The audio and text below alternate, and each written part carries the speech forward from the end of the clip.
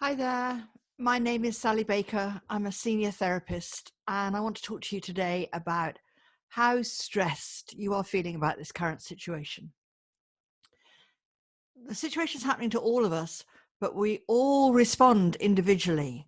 And there's a big difference between being incredibly stressed and overwhelmed and gliding through this. So I want you to just kind of check in with yourself and ask yourself, are you okay? Are you feeling fairly kind of calm about all of this, or are you feeling completely overwhelmed? And ponder that. And also think, out of all your friends and family, are some of them being really kind of chilled and calm and carrying on, and some of them going into meltdown? Remember that we're all in the same situation pretty much, but our responses to it are completely individual. So what determines whether we are gliding through this or whether we're feeling really overwhelmed? Well, the difference is our thought processes, how we think, our style of thinking. And what happens when we're growing up is that no one tells us or teaches us how to manage our thinking, so that when we have thoughts, whatever thoughts come into our head, they get validated without us really ever questioning them. So that goes on all of the time. And for some people, their thinking styles are really unhelpful. So I've got some notes on all the different kind of thinking styles, and you can identify which thinking style you are. The aim is to be open, optimistic, and realistic in your thinking. And that's something that we can all work towards achieving. But we often start in very different places. So, okay, a very common form of unhelpful thinking, an unhelpful thinking style, is the black and white thinker. So a black and white thinker only ever thinks in extremes. The black and white thinker tends to generally ignore all the shades of gray in between their black and white thinking. And they're also pretty poor at remembering all their previous successes. So for a black and white thinker, it's always success or failure. And there's never, oh yeah, but look at what I learned, or look at what I achieved in between, and all of those things. It's just completely polarized thinking. An example of that would be that if you get something wrong, then you'll be really great at telling yourself off. Really, really berating yourself. Oh my God, I'm such an idiot. I'm such a fool. I'm just rubbish at all of this stuff, and never giving yourself a moment's grace. So that's black and white thinker. The catastrophic thinker has one negative thought, doesn't stop there, adds another negative thought onto that, and then doesn't stop there and adds another incremental negative thought onto that one, so that the negative thoughts just build up and up and up.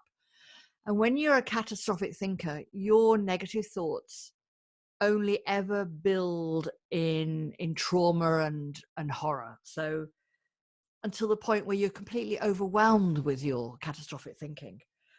An example would be if a friend turns down an invitation to go out, for instance. A catastrophic thinker would think, why doesn't she want to come out with me? What does this mean? What have I done? Have I said something to her? Have I upset them? Have I, this reminds me of when so-and-so didn't want to come out with me. And, it becomes bigger and bigger and bigger until they're just completely stuck in catastrophic thinking. The overthinker is very similar to the catastrophic thinker. The overthinker is a bit more of a ruminator. Think of a cow in a field chewing the cud. Ruminators ruminate, focus, overthink, ponder, deliberate on a single thought. So would take a single thought and then stretch that thought out for all the available time they have on their hands. And overthinkers spend so much time deliberating and cogitating and working things out that in the end they never take any action. So an overthinker just gets stuck in their process of overthinking, so that it becomes an end in itself. Okay, so those are the main three types of negative thought processes, the kind of the three main unhelpful thinking styles. Do you think you're a black and white thinker? Do you think you're a catastrophic thinker? Or do you think you are an overthinker? Or maybe you've just gone to that straight to that echelon where you are the open, realistic, and optimistic thinker. Because those are the ones that have the most useful thinking styles. Those are the ones that are gliding through this crisis, this medical crisis, this worldwide crisis, and are staying pretty calm and they're staying pretty collected. The ones that are open, optimistic, and realistic are looking for the silver lining all the time. They're looking for, how can this be a benefit? What can I learn from this process? So they're not getting caught up in black and white thinking or overthinking or catastrophic thinking. So once you've identified your thinking style, the negative thinking style that you might have, sometimes as well, these aren't three clearly defined thinking styles. They can overlap. Sometimes you can go into catastrophic thinking, especially if you're tired. You can find that your thinking is more difficult to manage. Your thought processes are more difficult to manage. You might find that you're generally a black and white thinker with moments or days or episodes of catastrophic thinking, or that you're generally an overthinker that sometimes goes into black and white. It's really interesting when you have a thought that comes into your head to start being your own detective and working out, am I being catastrophic? Am I overthinking this? Or am I just being really polarized, really black and white in my thinking? And then when you've worked out what kind of thought processes that you are taking part in, you can interrupt them.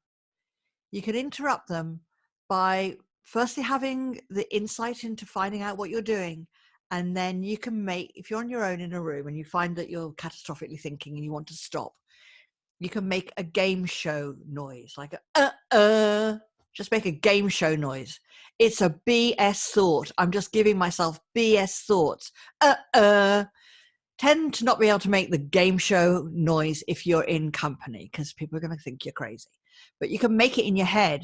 You can hear yourself or listen to yourself in conversation with someone else thinking, becoming catastrophic or becoming really polarized and black and white in your thinking, or overthinking something, and make that game show noise in your head.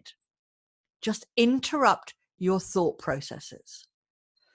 Another energy therapy technique for interrupting unhelpful thinking is to do something physical. Just break, it's called breaking state. Break state. Run up a flight of stairs, go outside, stand outside, go round the block, do something differently. If you're sitting in an armchair overthinking, get up. Get up, break state, do something differently. You don't have to be a victim of your thoughts. There are people out there who are managing this crisis by staying open, optimistic, and realistic. And you can be one of those people. You don't have to be ruled by your unhelpful thinking processes because they don't serve you. It's just that we've never been taught. It's never been highlighted to us. We can actually control and influence our thinking. And this is a great opportunity because it's big to start recognizing your thinking and start interrupting the thought processes that are not helpful to you. So that's my thing for today. Make the game show noise, or make it in your head, or run up a flight of stairs, but control your thinking. They're just thoughts and you can let them go. So my name again is Sally Baker, senior therapist working at thebody.com. There'll be more of these to come. You take care of yourselves out there. Bye for now.